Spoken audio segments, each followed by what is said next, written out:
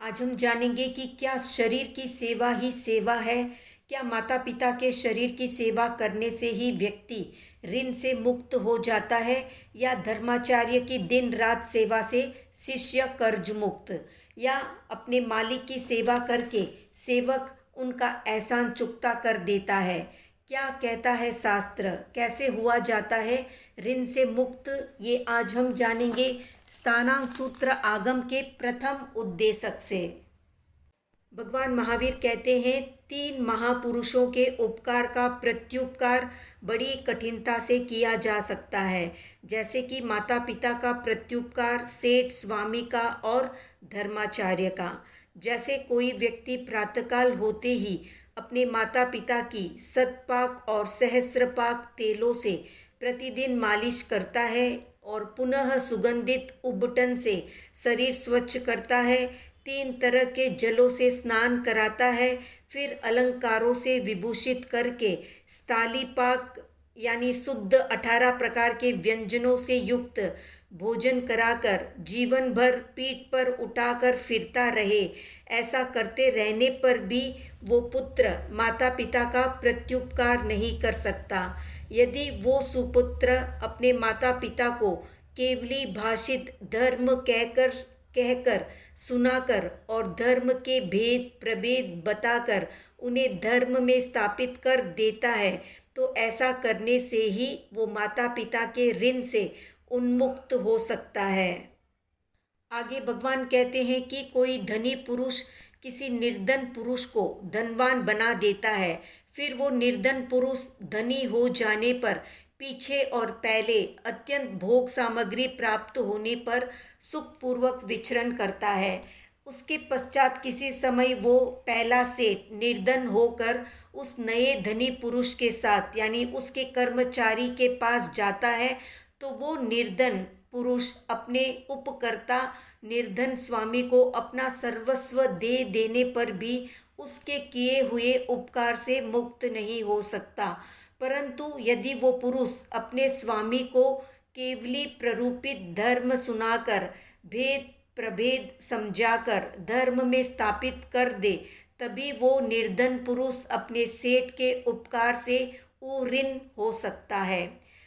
तीसरा, कोई व्यक्ति तथारूप श्रमण माहन के पास से एक भी आर्य या धार्मिक वचन को सुनकर और हृदय में विचार कर समय आने पर मृत्यु के अनंतर किसी एक देवलोक में देवपने में जाकर उत्पन्न हो जाता है। इस प्रकार वो देव उस धर्माचार्य को दुर्भिक्ष देश से सुभिक्ष देश में पहुंचा दे।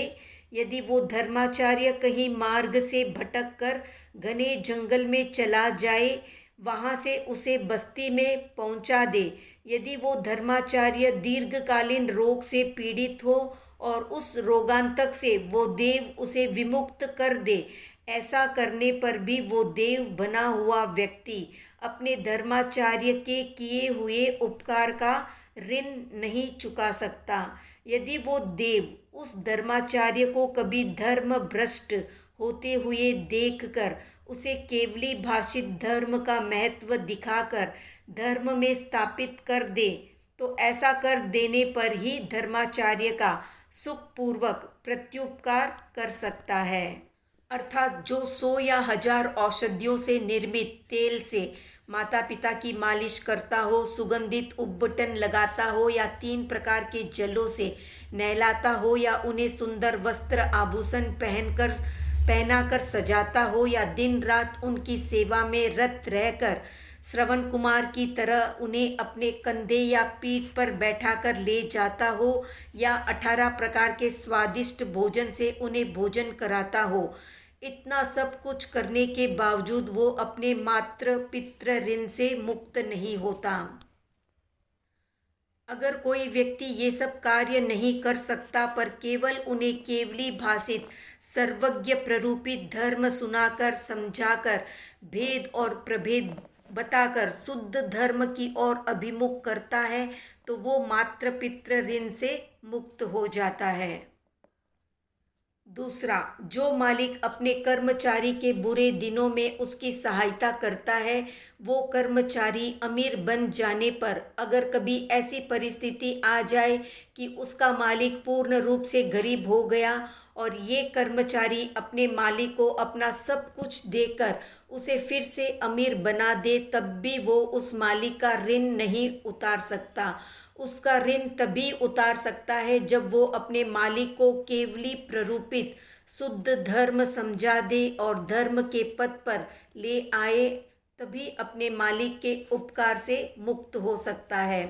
तीसरा, एक धर्माचार्य के ऋण से एक साधु कैसे मुक्त हो सकता है, ये बताया गया है। जैसे शिष्य कालांतर में मृत्यु को प्राप्त होकर देव बन गया और उसी के आचार्य भयंकर रोग से ग्रस्त हो गए या भयंकर जंगल में भटक गए या उन्हें दुष्काल के कारण भिक्षा नहीं मिल रही है, तो शिष्य अपने